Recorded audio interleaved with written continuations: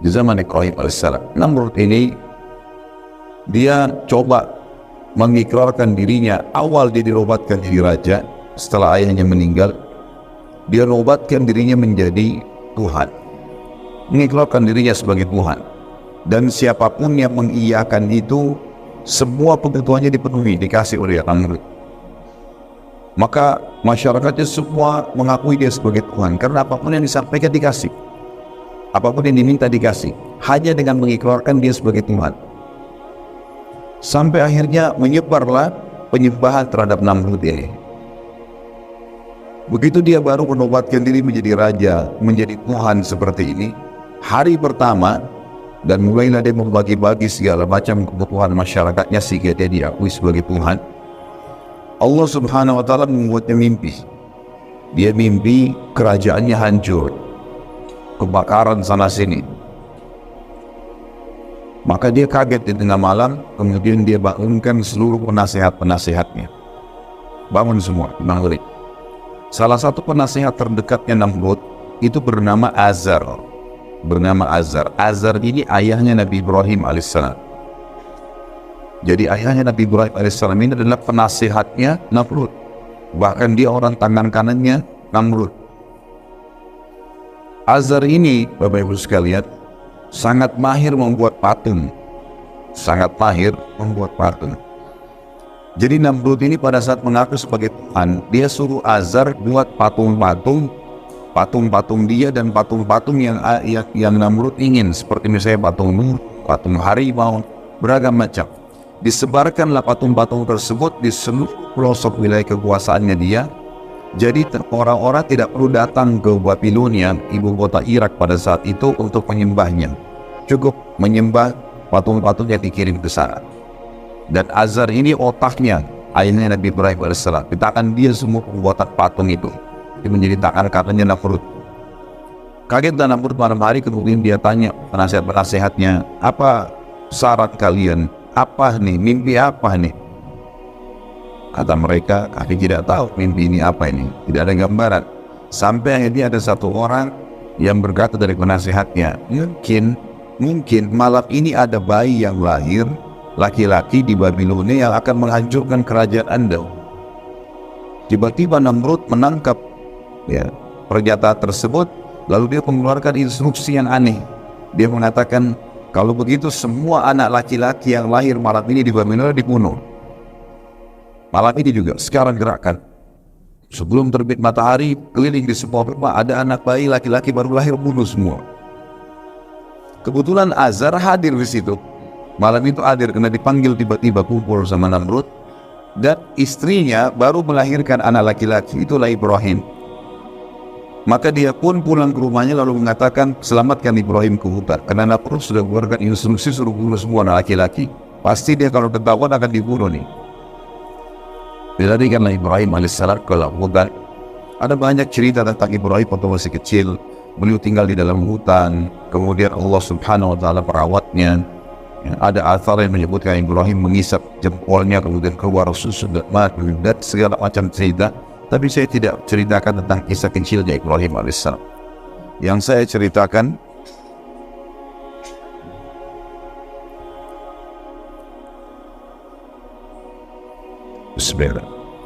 ceritakan adalah Ibrahim alaihissalam mulai dinobatkan jadi nabi. Namrud waktu mimpi dan menjadi raja tadi umurnya 30 tahun. 40 tahun kemudian setelah Ibrahim berumur 40 tahun, berarti Namrud sudah berumur berapa? 70 tahun. Jadi selama 40 tahun itu Namrud dianggap Tuhan benar oleh masyarakatnya. Sudah tertanam betul-betul keyakinan tersebut.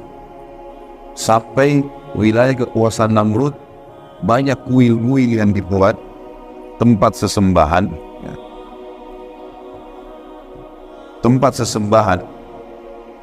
yang tempat sesembahan tersebut dipenuhi dengan patung-patung.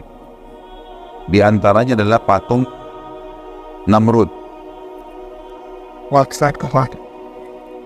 Lebih baik yang di handheld saat dilepas pakai yang ini.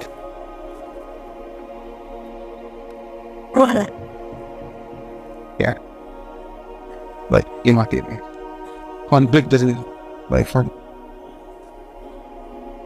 Bismillah. Dengar tak? habis ini Udah sampai mana? tapi Namrud kenapa Namrud? kalau skill kita dengan Baik. Akhirnya Namrud sudah waktu itu dinobatkan jadi raja dan memang dia buat kuil-kuil yang banyak sekali. Kuil-kuil ini diantaranya di pusat Babilonia sendiri itu ada kuil yang besar sekali pada saat itu dibuat. Di dalamnya penuh dengan patung, puluhan patung. Ada patung singa, patung burung, patung macam-macam. Dan di tengah-tengah kuil, di ujung sekali, itu patungnya Namrud. Selalu begitu dia buat kuil, harus ada patung dia. Jadi masyarakat yang tidak sempat datang ke istananya untuk menyembah, itu datang ke kuil-kuil ini. Kasih sesajen, mohon-mohon, menyembah selain Allah. Ibrahim alaihissalam dinobatkan oleh Allah SWT menjadi nabi di umur 40 tahun. Lalu kemudian kisah beliau adalah beliau masuk di Babilonia. Tinggal di luar Babilonia tadinya, di hutan, sekitar hutan, kemudian beliau masuk ke Babilonia. Ringkas cerita itu kisah Nabi Ibrahim alaihissalam panjang ya. Pada saat dia pertama mengenal Tuhannya, melihat bintang, melihat bulan, melihat matahari, terus saja sampai akhirnya dia mengenal Allah Subhanahu wa Ta'ala, mengatakan tidak mungkin ada Tuhan yang bisa hilang seperti matahari yang menghilang, bulan yang tidak kelihatan, dan seterusnya. Setelah terbenamnya matahari tidak kelihatan lagi mataharinya, atau sebulan setelah terbitnya matahari tidak kelihatan. Ringkas cerita adalah Ibrahim alaihissalam masuk ke Babilonia, kemudian Ibrahim alaihissalam tidak menunda dakwahnya. Langsung ke pusat kota Babilonia dan mendatangi kuil yang banyak patung-patung itu. Dan kebetulan pada saat itu di malam hari, masyarakat Babilonia lagi menyembah patung-patung ini, lagi mohon-mohon, bawa sesajen. Kuil itu cukup tinggi, dan sekarang masih ada puing-puingnya di Irak. Ya. Jadi kalau salah satu di antara Anda begini Irak atau melihat cuplikan tentang Irak, yang dianggap kisah sejarah itu adalah peninggalan kerajaan Namrud ini. Maka yang terjadi Bapak Ibu sekalian, Ibrahim alaihissalam datang ke kuil tersebut. Patung-patung itu kebetulan di tengah-tengah kuil ada jalan yang panjang untuk orang masuk dan orang keluar. Di kiri kanan tembok penuh dengan patung-patung yang besar. Di tengah-tengah ruangan ada patung Namrud yang besar. Dan di situ antara orang dengan patung itu ada jeda bangunan yang cukup tinggi. Orang harus lewat tangga untuk naik ke atas, dan sudah menjadi doktrin, dogma pada saat itu, keyakinan kalau tidak boleh orang biasa mengantar sesajen ke patung-patung itu. Harus melalui penjaga kuil. Jadi penjaga kuil ini punya kedudukan tersendiri. Siapa yang mau kasih sesajen, punya hajat apa, dikasih. Dia mau kasih kepada patung yang mana nih? Misal patung sana. Lalu kemudian nanti dia yang antar ke situ. Tiap hari mereka lakukan kebodohan ini. Ringkas cerita, Ibrahim alaihissalam malam itu langsung datang ke kuil tersebut. Sementara orang lagi memuja-muja patung, Ibrahim alaihissalam naik ke tangga yang untuk pergi ke patung-patung itu. Lalu Ibrahim alaihissalam pada saat dia naik, orang tahu Ibrahim ini tidak dikenal sebelumnya dan tahu siapa penjaga kuil, musuhnya yang biasa bisa naik. Orang lain selain penjaga kuil yang naik pasti kualat. Nanti kena penyakit, nanti kena petir, nanti kena macam-macam, keyakinan mereka pada saat itu. Ringkas cerita, Ibrahim alaihissalam sengaja naik. Orang-orang semua akhirnya mata dan menunjuk Ibrahim. Ibrahim alaihissalam datangin patung yang pertama. Lalu Ibrahim alaihissalam lihat di situ ada sesajen buah-buahan, buah segar, diantaranya apel. Ibrahim alaihissalam ngambil apel itu. Orang-orang semua heran, ini keyakinannya jangankan ngambil sesajen itu, mendekati saja sudah kualat, gitu kan. Ibrahim alaihissalam ambil apel itu, kemudian sengaja menggigitnya di depan mereka, bukan untuk makan. Lalu Ibrahim balik ke patung itu sambil berkata, "Wahai yang dianggap Tuhan oleh masyarakat Babilonia, apa kau tidak marah saya ambil apelmu?" Kira-kira patung nyaut gak? Gak ada suara. Hening pada saat itu. Tapi orang sudah yakin ini Tuhan mereka. Kan itu. Maka Ibrahim ulangi alaihissalam, wahai yang dianggap Tuhan oleh masyarakat Babilonia, kau tidak marah saya makan apelmu? Nggak ada suara. 3 kali, wahai yang dianggap Tuhan oleh masyarakat Babilonia, yang selalu dipuji, kau tidak marah saya ambil apelmu? Nggak ada suara. Ibrahim melakukan gerakan yang lebih lagi daripada itu. Apel yang sudah digigit tadi dilempar ke wajahnya patung itu. Jatuh apel, ini penghinaan luar biasa. Jatuh apel tersebut sudah pasti tidak ada apa-apa. Lalu dia balik lagi, wahai yang dianggap Tuhan masyarakat Babilonia, kau tidak bisa lawan saya sudah lempar wajahmu dengan apel ini. Sudah saya ambil apelmu, saya lempar lagi wajahmu. Gak ada suara tentunya. Makin hening suasana. Ini yang hadir di kuil-kuil ini besar sekali. Bisa menampung sampai ribuan orang. Dan Ibrahim AS melakukan gerakan ini luar biasa di malam yang memang mereka lagi puncaknya beribadah. Lalu Ibrahim AS tidak cukup situ, pindah ke patung sebelah, lakukan hal yang sama. Patung sebelah sama, terus dikelilingi semua puluhan patung itu. Sampai selesai semua, orang-orang menyaksikan kejadian tersebut dengan tercengang. Lalu Ibrahim balik ke arah mereka mengatakan, wahai masyarakat Babilonia, apakah kalian tidak punya akal menyembah patung-patung yang kalian pahat sendiri, yang kalian buat sendiri matanya, tidak bisa berbuat apa-apa? Bukankah saya sudah buktikan ke kalian, saya ngambil sesajen yang kalian kasih, mereka tidak bisa marah, saya lempar ke wajahnya, mereka tidak bisa marah, dan saya bahkan bisa menghancurkan Tuhan-Tuhan kalian dengan tangan saya. Orang-orang Babilonia hening semua. Kata Ibrahim, yakinlah dan percayalah, saya utusan Allah dan Allah Tuhan kalian yang menciptakan langit dan bumi ini. Dialah yang harus ditundukin. Orang semua tenang, gak ada yang bicara. Bingung antara iya atau tidak. Ini baru ucapan pertama dakwah Nabi Ibrahim AS. Maka mereka pun akhirnya ada yang diam terus keluar dari kuil. Kata Ibrahim AS, demi Allah kalau kalian tidak mau meninggalkan menyembah berhala-berhala ini, maka saya akan melakukan tipu daya terhadap Tuhan-Tuhan kalian. Mereka keluar dari kuil. Ibrahim AS turun juga dari tempat tersebut. Tidak ada yang berani menyentuh Ibrahim, karena Ibrahim ini sudah mengalahkan Tuhan mereka. Berarti ini bahaya, lebih berbahaya Ibrahim daripada Tuhan, gitu kan? Mereka tidak ada yang berani dekat dengan Ibrahim AS. Ibrahim keluar, ngambil kampak, kembali lagi masuk. Tapi orang-orang sudah bubar semua nih, tinggal penjaga kuil pada saat itu. Ibrahim AS naik, kuil ini patungnya dihancurin semua, dipotong tangannya, dipecahin kepalanya, potong kakinya, semua dirusakin sama Ibrahim, berantakan. Penjaga kuil sendiri ini tidak berani, tetap masih menganggap Tuhan. Ini sudah puluhan tahun keyakinannya. Dihancurin semua sama Ibrahim AS, lalu kepala patung itu, tangannya, kakinya ditumpukin di patungnya Namrud yang besar. Lalu kampak yang Ibrahim pakai AS menghancurkan tadi ditaruh di tangannya patung Namrud. Udah Ibrahim AS pergi. Besok pagi mereka mau ritual lagi, bawa lagi sesajen, berantakan semua kuil tersebut. Mereka bilang, siapa yang buat nih? Kok bisa terjadi begini pada Tuhan-Tuhan kami? Penjaga kuil bilang, tuh anak muda yang semalam tuh, Ibrahim. Panggil Ibrahim, panggil Ibrahim. Begitu Ibrahim datang, mereka mengatakan, Al-Quran menceritakan, anta fa'alta hadha bi'alihatina ya Ibrahim. Apa kau yang buat ini terhadap Tuhan kami wahai Ibrahim? Apa jawab Ibrahim? Yang pegang kampak itu siapa? Kok tanya saya? Itu kampak kan di tangannya patung yang besar. Tanya kalau dia bisa ngomong, gitu kan? Maka Allah mengatakan mereka pun kembali ke diri mereka sendiri. Benar nih, kan itu? Nggak mungkin Tuhan tidak bisa membela dirinya, dan juga tidak mungkin secara akal dia bisa sebenarnya menghancurkan yang lainnya. Lalu kata mereka, badan kondisi hening semuanya. Mereka ada satu orang yang nyaut, ini kita harus lapor kepada Tuhan kita yang paling besar, Namrud. Namrud kebetulan punya tradisi Bapak Ibu sekalian, setiap pagi dia selalu setelah mandi rapi segala duduk di singgasananya, ada gorden yang nutupin antara dia dengan orang-orang di depannya.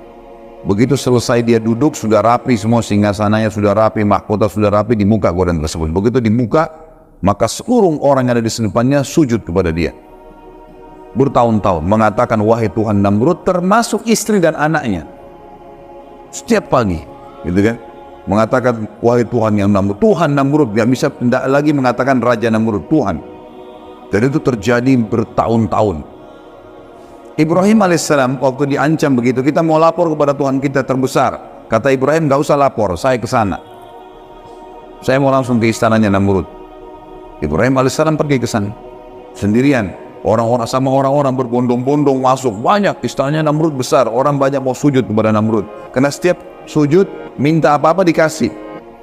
Minta makanan, minta uang, minta apa saja dikasih sama Namrud. Maka pada saat diangkat tirainya, Namrud sudah mulai kelihatan, orang semua sujud, Ibrahim alaihissalam tidak sujud, berdiri sendiri. Namrud heran, 40 tahun tidak pernah ada orang membangkang, baru kali ini. Dia tanya, siapa kamu ini berani benar nggak sujud dengan saya? Ibrahim alaihissalam nabinya Allah, dan ini sudah berkarat nih penyakit, gitu kan? Maka tidak bisa lagi dengan cara yang pelan. Kata Ibrahim alaihissalam dengan tegas, wahai Namrud, bukan lagi wahai raja, apalagi Tuhan, dipanggil namanya. Anak istrinya saja nggak berani panggil namanya Namrud, Tuhan Namrud. Wahai Namrud, dari mana kau mengaku sebagai Tuhan? Kamu manusia biasa seperti saya. Kamu punya dua mata, saya juga punya dua mata. Kamu punya dua kaki, punya dua tangan, saya juga sama. Kamu juga sama seperti saya, lahir dari rahim seorang wanita, kemudian bayi, anak-anak, remaja, tua seperti kamu sekarang, dan kau juga akan mati. Tuhanku dan Tuhanmu, serta Tuhan segala sesuatu ada namanya Allah. Allah itu menghidupkan dan mematikan. Kita bayangkan di posisi Namrud, kaget luar biasa, belum pernah ada yang bantah ketuhanannya seperti ini. Tapi dia tidak mau tunjukkan, dalam kondisi itu dia tidak mau tunjukkan kalau dia ini terkalahkan. Maka dia bilang, wahai Ibrahim, kau ngaku punya Tuhan, dan Tuhanmu itu kau bilang tadi menghidupkan dan mematikan. Saya juga Tuhan yang bisa menghidupkan dan mematikan. Apa kau mau bukti? Kata Ibrahim, tentu saja, silahkan buktikan. Dia bilang, ada satu pengawalnya, dia bilang, tangkap siapa saja lewat depan istana sekarang. Dua laki-laki yang lewat, siapa saja tangkap. Ditangkaplah dua orang, masuk. Kemudian kata Namrud, bunuh yang satu biarin pergi. Dan kasih hadiah apapun yang dia mau. Dibunuhlah yang satu biarin pergi. Kata Namrud, lihat, saya mematikan dan saya menghidupkan. Gitu kan. Benar nggak ini pemikirannya? Ini konyol ini. Karena orang yang disuruh pergi sudah hidup sebelumnya. Kan itu. Ini orang yang mati memang sudah sunnatullah, ditusuk ya mati gitu kan. Tapi dia pakai akalnya sebagai manusia, tidak mau kalah gitu kan. Lalu Jibril AS datang membisikkan kepada Ibrahim, ini orang ini sudah kufur kepada Allah, nggak bisa lagi. Kamu memberikan contoh di bumi ini, dia akan cari terus akal. Coba kasih contoh di langit. Kata Ibrahim, wahai Namrud, kalau begitu, Tuhanku dan Tuhanmu, dikatakan Tuhanmu Allah, setiap pagi menerbitkan matahari dari timur, terbenam di barat. Apa kau bisa? Ini matahari tiap hari terbit, tiap hari terbenam. Bisa kamu lakukan? Kalau tadi kan dikasih contoh manusia. Diam, kata Allah, fabuhital ladzi kafar. Maka orang kafir itu terdiam, tidak bisa ngomong. Dalam keadaan marah dia, tidak punya jawaban, dia mengatakan, tangkap nih orang, Ibrahim, penjarakan. Meeting cepat sama orang-orang pejabat-pejabatnya, kumpul, lalu kemudian bermusyawarah. Nih diapakan Ibrahim? Saya mau Ibrahim dibunuh, tapi jangan mati biasa. Kalau cuma tusuk penggal kepalanya udah biasa itu. Cari mati yang luar biasa, yang spektakuler, yang bisa membuat orang lain taubat. Tidak ada lagi yang mau buat seperti itu. Musyawarah sampai seminggu muncul ide. Waktu itu Ibrahim sambil di penjara alaihissalam. Muncul ide buat api, bakar. Tidak ada cara membunuh manusia yang menyakitkan mengalahkan api. Karena kalau dibakar, terbakar kulitnya, dia teriak kesakitan, sampai mati, dan matinya lama lagi. Itu yang paling efektif. Namrud bilang, baik, keluarkan semua biaya, kerahkan semua tenaga, buat api, bukan api 2-3 meter tingginya, diameternya misalnya, ukuran tempatnya enggak, dibuat sekitar 30-40 siku ke langit. Jadi sekitar 17,5 meter. Untuk membunuh manusia, bakar api unggun saja sudah bisa dibakar gitu. Tapi ini enggak, dia buat api yang luar biasa supaya seluruh masyarakat dunia bisa menyaksikan. Dibuatlah tumpuan yang tinggi, kemudian di tengah-tengahnya dipenuhi dengan api bara besar sekali, dan itu dibuat sengaja tinggi sehingga orang dari jarak jauh pun bisa melihat, gitu kan. Misal kalau kita bilang di atap ini jadikan pondasi, atap inilah tempat api itu, orang dari jauh pun bisa melihatnya.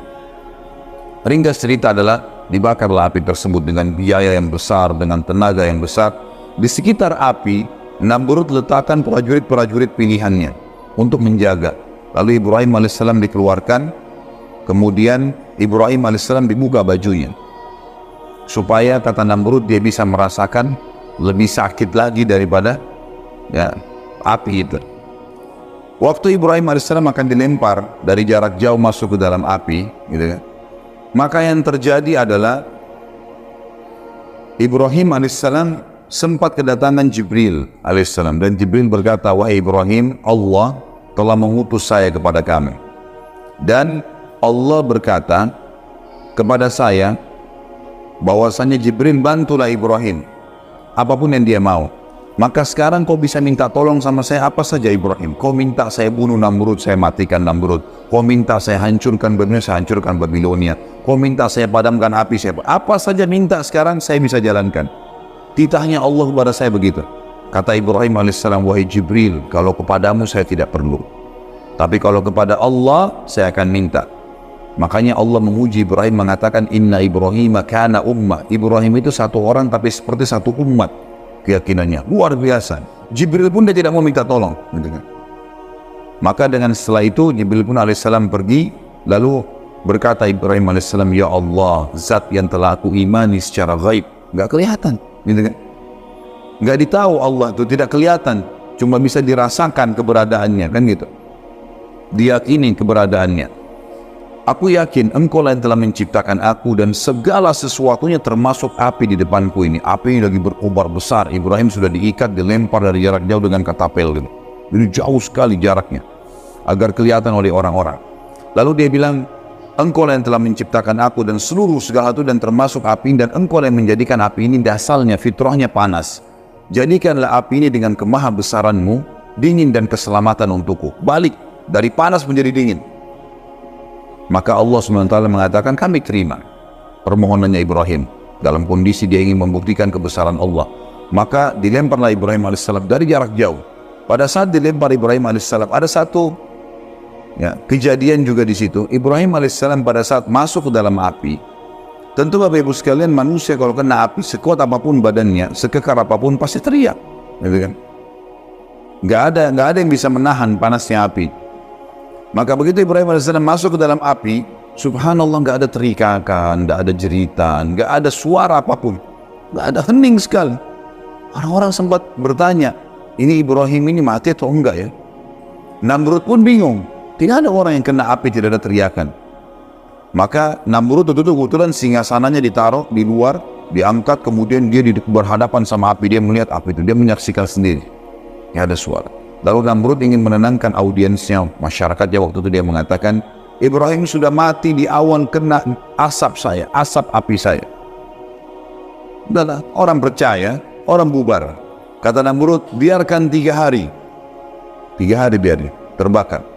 Dan dijaga ketat di sekitar api. Kalau ada Ibrahim mau coba lari, dorong. Tapi nggak ada suara ini, nggak ada apa-apa ini. Nggak ada berita, nggak ada cerita, nggak ada derikan, nggak ada suara sama sekali. Bubarlah semua. Sampai 3 hari. Namrud ini masih makan, minum, berhubungan biologis dengan pasangannya. Allah membiarkan orang-orang kafir itu melakukan upayanya dan melalui kehidupan dunia yang cuma sebentar ya. 3 hari kemudian, subhanallah, dia nikmatin hidupnya luar biasa, berpesta-pesta menganggap Ibrahim sudah dibakar, sudah mati. Hari ketiga dia keluarin lagi singgasana, undang lagi masyarakat Babilonia. Begitu mereka datang semua, lalu kata Namrud, saya ingin padamkan api. Saya ingin lihat debunya Ibrahim. Padamkan api. Semua orang menyaksikan. Waktu dipadamkan api, mereka kaget. Ibrahim alaihissalam sedang duduk di tengah-tengah tumpuhan api mereka. Duduk. Tidak ada apa-apa sama sekali. Maka Jibril alaihissalam datang kepada Ibrahim menyampaikan instruksi satu saja. Wahai Ibrahim, Tuhanmu perintahkan kau untuk berdiri pulang ke rumahmu. Nggak ngomong apa-apa, itu saja instruksinya. Berdiri pulang ke rumahmu. Ibrahim alaihissalam belum mengerti itu. Yang penting perintah Allah sudah jalanin, gitu kan? Dan ini tugasnya orang beriman nih. Diperintahin apapun kerjain. Masalah ada hikmahnya, gak ada hikmah, itu urusan nanti. Dia sudah yakin Tuhannya. Ternyata ada satu hal yang ingin Allah sampaikan kepada seluruh orang yang hadir pada saat itu. Ibrahim alaihissalam, orang-orang pada saat itu lihat Ibrahim duduk. Namrud sempat ucapin kalimat, Ibrahim terbakar kaku. Jadi dia terbakar kaku jadi hangus, tapi kan dari jauh orang tidak tahu ini hangus atau enggak. Maka terbantahkan pada saat itu karena Ibrahim berdiri dan turun, pergi ke rumahnya, pulang ke rumahnya, itu saja. Perintahnya Allah kan itu. Orang-orang semua bilang berarti Ibrahim enggak mati dibakar api. Banyak orang yang beriman kepada risalah Nabi Ibrahim. Berarti Tuhannya Ibrahim luar biasa. Namrud pulang ke istananya, bingung mau jawab apa lagi nih. Dan kira-kira Bapak Ibu sekalian, dan ini selalu Allah beginikan orang-orang kafir ya, dibiarkan mereka melakukan upaya mereka maksimal, dan akhirnya Allah batalkan dengan hal yang kecil. Kira-kira setelah membuat api sebesar itu, dengan biaya yang besar, tenaga yang besar, kira-kira apa lagi yang bisa Namrud lakukan? Ibrahim kira-kira setelah dibakar api tidak mempan dengan ditebas dengan pedang? Secara akal sudah nggak mungkin. Karena api saja sebesar itu tidak bisa membakar, apalagi kalau cuma tebas sama pedang gitu kan. Dalam kondisi bingung, semalam suntuk dia nggak bisa tidur, maka lalu Ibrahim berkata, maka Namrud pun dalam kondisi bingung tidak bisa tidur. Keesokan paginya Allah subhanahu wa ta'ala dalam riwayat Bukhari dikatakan mengutus kepada Namrud seekor lalat. Lalat ini masuk di lubang hidungnya terus sampai ke otaknya. Bagaimana caranya Allah a'lam, tidak usah dipikirkan caranya. Yang jelas masuk lalat tersebut sampai ke otaknya. Dalam hadis dikatakan sampai ke otaknya. Namrud kesakitan, ditepuk-tepuk nggak bisa keluar. Kira-kira lalat ini mau dilawan dengan apa nih? Bisa dengan otot yang besar? Bisa dengan sebilah pedang yang tajam? 1 juta prajurit? Ada yang bisa. Allah ceritakan dalam Al-Quran itu masalah lalat ya. Sedikit saya kuatkan di sini dalilnya. Bukan berhubungan sama kisah Ibrahim AS, tapi ada firman Allah, A'udzubillahi minasyaitonirrajim, ya ayuhan nas duriba mathalun fastami'u la. Hai sekalian manusia, telah diberikan perumpamaan kepada kalian, dengarkan baik-baik, renungi baik-baik. Innal ladzina tad'una min dunillah, semua yang kalian seru selain Allah, patung kah, pohon kah, setan kah, malaikat kah, semua selain Allah itu, la yakhluqu dzubaban wa la yajtama'u la. Mereka tidak pernah mampu menciptakan seekor lalat walaupun mereka bersatu semua. Semua bersatu, semua jin, semua malaikat, semua hewan-hewan kumpul sama manusia, bersatu ciptain satu lalat, mereka tidak akan mampu, kata Allah. Wa yadlub minhum dzubabu syai'an la yastanqidhuhu min. Dan kalau lalat mencuri sesuatu dari mereka, mereka tidak mampu mengambilnya kembali. Ini kalau kita punya susu atau air, lalat datang hingga ambil setetes terbang, bisa diambil kembali? Kata Allah begitu. Da'ufat talbu wal matlub, sungguh lemah yang disembah dan yang menyembah. Jadi Allah tentang masalah itu. Namrud ini sempat ingin menyiksa Ibrahim berapa hari tadi? 3 hari. Allah siksa dia 3 hari. Lalatnya 3 hari di otaknya. Nggak makan, nggak minum, teriak-teriak, kesakitan, terbolak-balik, nggak tidur, nggak makan, nggak minum. Manusia 3 hari nggak makan, nggak minum, nggak istirahat, sudah kacau balau semuanya. Sehari aja kita begadang sudah pusing besoknya, apalagi ini 3 hari nggak makan, nggak minum dan seterusnya. Dan kesakitan, terganggu. Kita maaf, ingus saja yang ada buntu itu sudah susah. Ini lalat di dalam bergerak-gerak, gitu. Dia kesakitan. Maka akhirnya 3 hari kemudian dia mati, meninggal, tergelepar di depan singgasananya. Dan subhanallah, pada saat dia meninggal, semua pejabatnya datang mendekat, orang-orang yang meyakini dia sebagai Tuhan. Dan dengan hikmah Allah, mereka menyaksikan lalat keluar dari hidungnya. Keluar tuh lalat. Sehingga mereka tahu Namrud mati dengan seekor lalat. Tersebar satu Babilonia dulu, raja yang selama ini dianggap Tuhan dibunuh oleh seekor lalat. Inilah akhir kehidupan Namrud. Bapak Ibu sekalian, Allah berikan kita akal fikiran, hati nurani, akal dengan kecerdasannya untuk berpikir, membedakan mana benar, mana tidak. Hati nurani dengan perasaannya, bisa peka, mengetahui mana yang disuka, mana yang tidak disuka, mana yang harus diikutin dan mana yang tidak diikutin. Sebenarnya sudah cukup dengan 1-2 sampel.